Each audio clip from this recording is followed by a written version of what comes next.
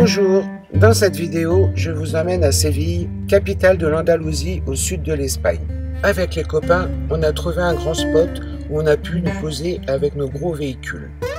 Proche du centre-ville, avec un supermarché à côté ainsi que des transports en commun nous permettant de nous déplacer facilement.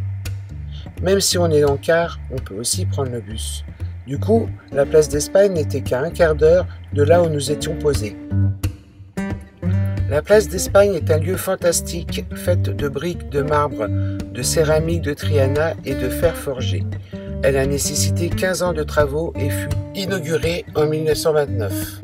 En forme de demi-cercle, ce bâtiment renferme entre autres un musée d'armement militaire et diverses administrations andalouses.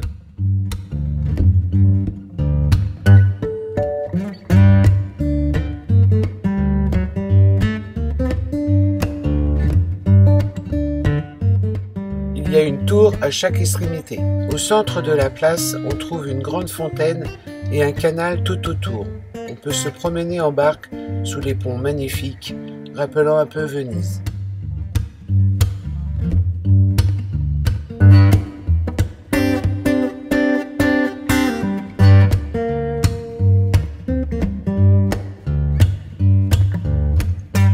Au lieu culturel andalou, il y a une ambiance particulière avec notamment des groupes de chanteurs et de danseuses de flamenco.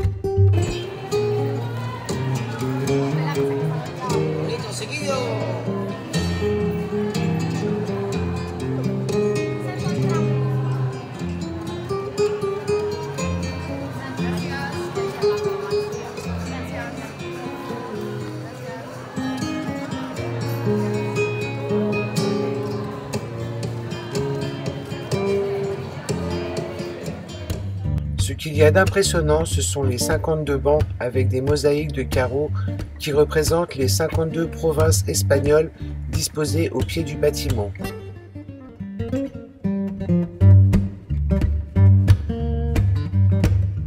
À tout moment de la journée, beaucoup de touristes viennent pour admirer et écouter ces merveilles.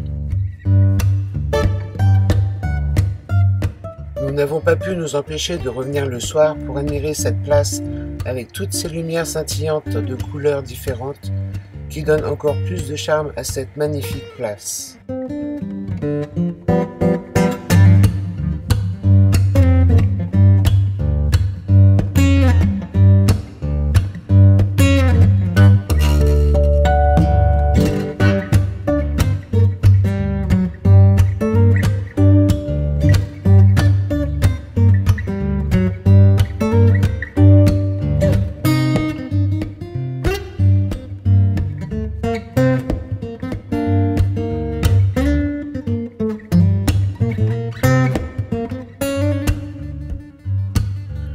La cathédrale de Séville, nom officiel cathédrale Santa Maria de la Cede. Construite à l'emplacement d'une mosquée où seule la tour de Giralda, ancien minaret, a été conservée. Comme à peu près toutes les cathédrales et églises espagnoles, l'intérieur est richement décoré.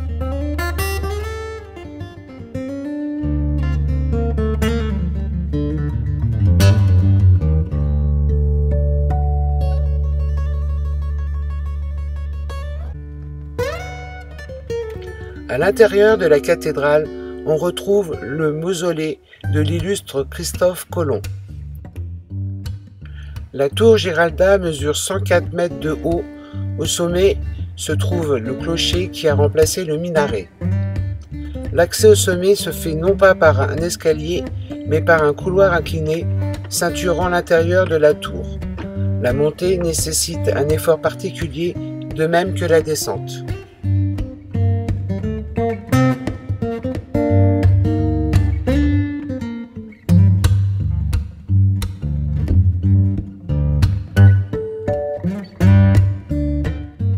Située en plein centre-ville, elle est le point de rassemblement de tous les touristes et impose par ses dimensions. La nuit, l'éclairage transforme et sublime ce magnifique monument.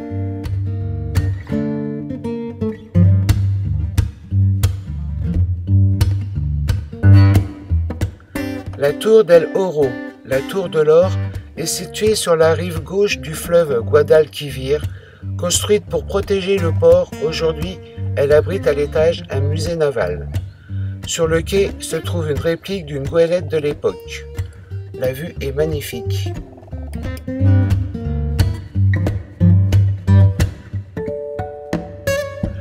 L'Alcázar de Séville est un palais fortifié aux inspirations musulmanes, utilisé jusque récemment comme résidence d'été de la royauté espagnole. Composé de nombreuses salles et cours intérieures, toutes plus somptueuses les unes que les autres.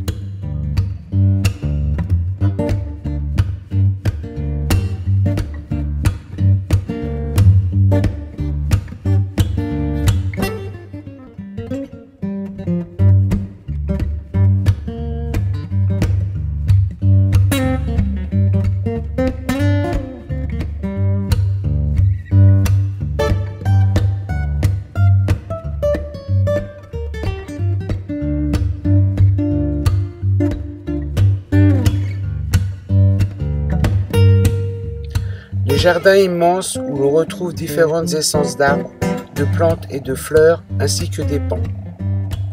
Ceinturés par une haute muraille, on oublie totalement que nous sommes en plein centre-ville, tellement le calme et le silence règnent dans cet endroit.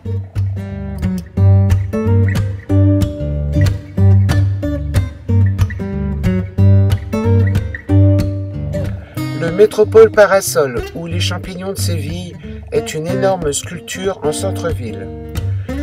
Une structure en bois avec un passage piétonnier au-dessus de celle-ci, offrant un superbe panorama sur la ville.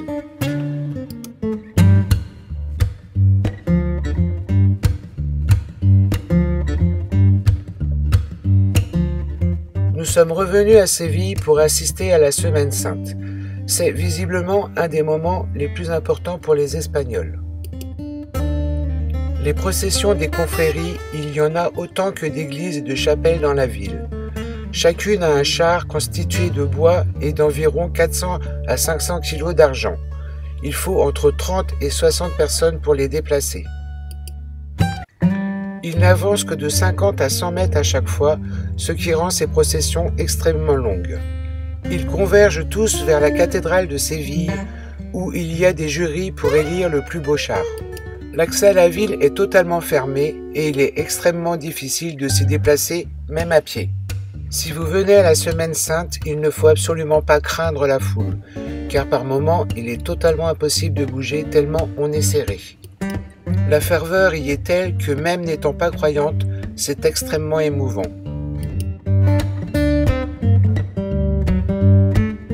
Séville est une grande ville. On a choisi de la visiter avec un carte touristique car il y a un audio-guide, une carte détaillée des sites touristiques permettant de sélectionner les endroits qui nous plaisent le plus.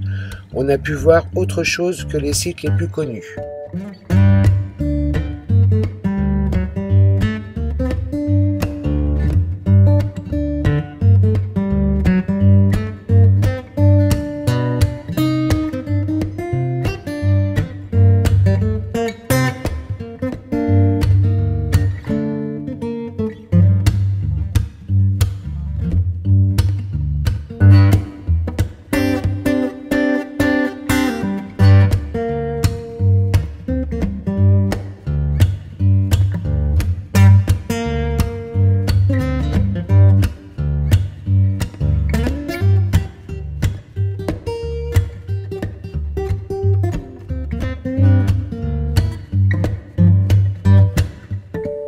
Comme ils le disent dans les guides, perdez-vous dans Séville.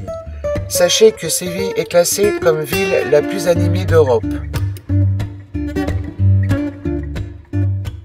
En déambulant dans les petites rues étroites de la vieille ville, regardez partout. Il y a toujours un petit balcon, une fenêtre, une peinture, une statue, quelque chose de surprenant à découvrir. Ne vous étonnez pas de repasser plusieurs fois au même endroit.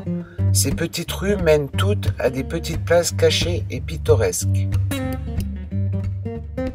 Quelle que soit l'heure, il y a toujours du monde, et surtout des petits bars andalous où l'on peut se rafraîchir et manger des tapas délicieuses. C'est un excellent endroit pour se promener entre amis et faire des rencontres. Voilà, j'espère que cette vidéo vous a plu et que ça vous a donné envie d'aller visiter Séville. Alors ce sont beaucoup de photos car à ce moment-là, on n'avait pas prévu de faire une chaîne YouTube. Mais voilà, j'avais envie de vous faire partager notre voyage en Espagne. J'ai tout un tas de stocks de photos d'Espagne, du Portugal, d'Irlande, d'Écosse, d'Angleterre.